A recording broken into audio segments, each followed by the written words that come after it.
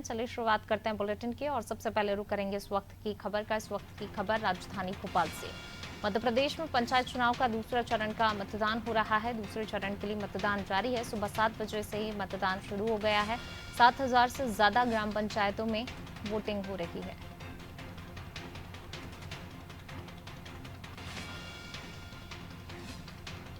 3,500 से ज्यादा संवेदनशील बूथ हैं। 23,000 से ज्यादा पोलिंग बूथ बनाए गए हैं। 1,35,00,000 मतदाता वोटिंग करेंगे। मतदान केंद्रों पर सुरक्षा के कड़े इंतजाम किए गए। जिला पंचायत सदस्य, जनपद पंचायत सदस्य, सरपंच, पंच के लिए मतदान हो रहा है।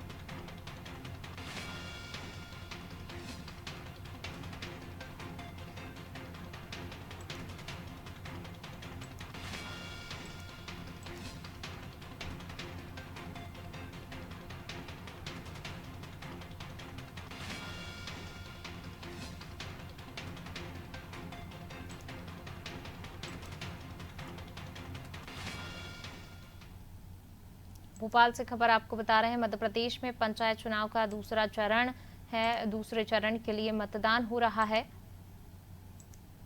7,000 से ज्यादा ग्राम पंचायतों में वोटिंग हो रही है।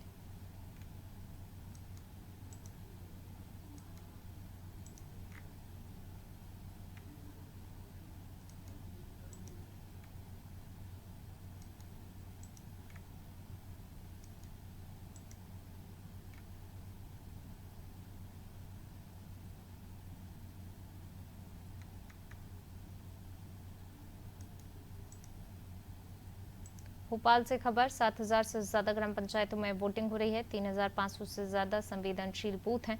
23,000 से ज्यादा पोलिंग बूथ बनाए गए हैं।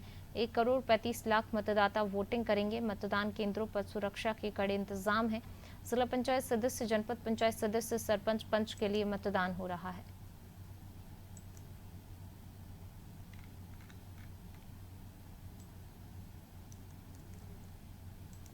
भोपाल से खबर।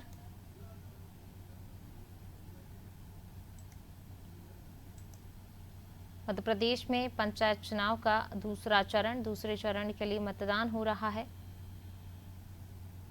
7,000 से ज्यादा ग्राम पंचायतों में वोटिंग हो रही है। 3,500 से ज्यादा संवेदनशील बूथ बनाए गए हैं। 1,35,00,000 मतदाता आज वोटिंग कर रहे हैं। मतदान केंद्रों पर सुरक्षा व्यवस्था के कड़े इंतजाम किए गए हैं।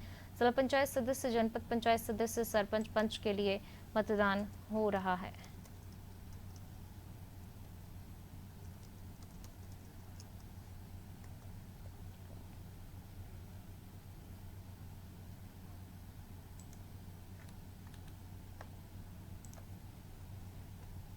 और इसी खबर पर ज्यादा जानकारी के साथ संवाददाता विवेक जी हमारे साथ जुड़ रहे हैं। विवेक जी, मध्य प्रदेश में पंचायत चुनाव का दूसरा चरण और दूसरे चरण के लिए मतदान हो रहा है। आज मतदान जारी है, क्या कुछ अपडेट?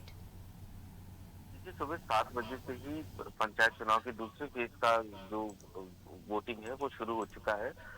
प्रदेश के करीब 45 जिलों में इसकी प्रक्रिया शुरू हो चुकी है और करीब 23,000 से अधिक पोलिंग बूथ बनाए गए हैं। इसमें 1,35,00,000 से ज्यादा मतदाता वोट करेंगे और सबसे खास बात यह है कि 3,500 से अधिक संवेदनशील बूथों पर पुलिस के जवान तैनात रहेंगे। कड़ी सुरक्षा व्यवस्था के निर्देश दिए गए हैं और ये जो चुनाव दूसरे फेज का होने जा रहा है, इसमें जिला पंचायत सदस्य, जनपद पंचायत सदस्य और सरपंच और पंच के लिए दूसरे चरण का ये मतदान किया जा रहा है।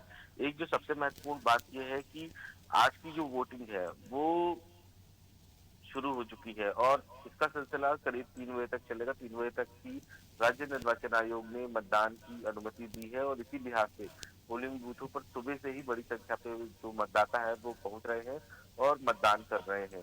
इसके अलावा जो संवेदनशील बूथ है वहां पे पुलिस के पुख्ता इंतजाम किए गए हैं। पुलिस के जो जवान है उन्हें तैनात किया गया है। इसके अलावा जो अतिरिक्त रिजर्व पुलिस है उसे भी व्यवस्था में लगाया गया है, जिससे पिछले दिनों ये देखने के लिए मिला पहले फेज के चुनाव में कई इलाकों में जो स्थिति बनी वो काफी गंभीर थी। कई जगह पे गोली चलने की घटनाएं देखने के लिए मिली। इसके अलावा मतपत्र को लूटने की कोशिश की गई। मतपत्र की जो पेटियां थी उसको फेंकने का काम किया गया। बूथ कैप्चरिंग की भी घटनाएं देखने के लिए मिली। ऐसे में दूसरे चरण में ये स्थिति ना बने इसलिए पुलिस प्रशासन सुबह से ही मुस्तैद है और विभाग भी इस बात की निगरानी कर रहा है कि किन जिलों में सर्वाधिक जो संवेदनशील बूथ है, वहाँ पर किस तरीके से सुरक्षा व्यवस्था बढ़ाई जाए। तो इन तमाम विषयों को लेकर सुबह से ही जो जिले के कलेक्टर हैं और एसपी हैं और तमाम प्रशासन के अधिकारी हैं, जिन्हें चुनाव ड्यूटी में शामिल किया गया है, वो लगातार इसी बात की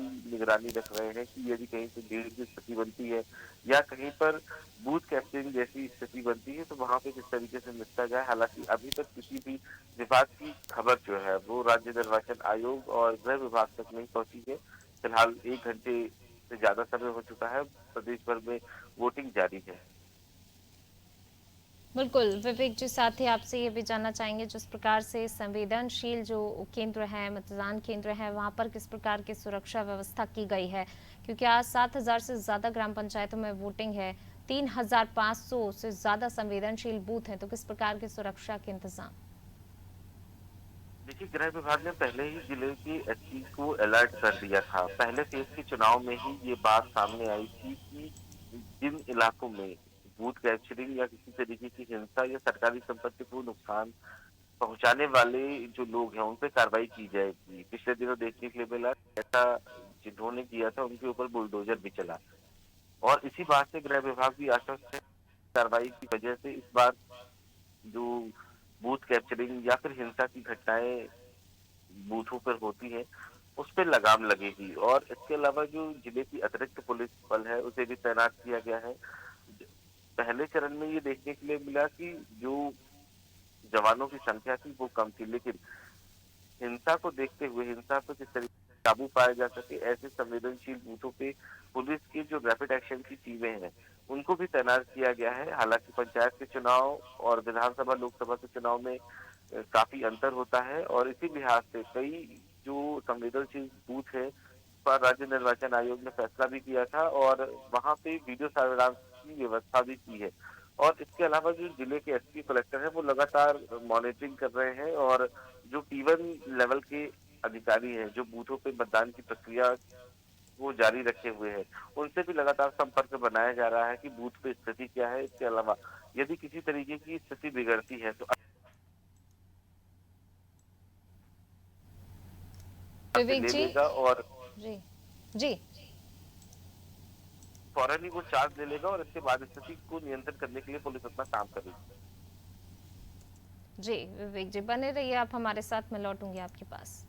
तो बिल्कुल, मध्य प्रदेश में पंचायत चुनाव के दूसरे चरण का आज मतदान हो रहा है। दूसरे चरण के लिए मतदान सुबह 7 बजे से शुरू हो गए, मतदान जारी है। 7,000 से ज्यादा ग्राम पंचायतों में आज वोटिंग हो रही है। 3,500 से ज्यादा संवेदनशील बूथ बनाए गए, जिन पर कड़े सुरक्षा व्यवस्था के इंतजाम किए गए।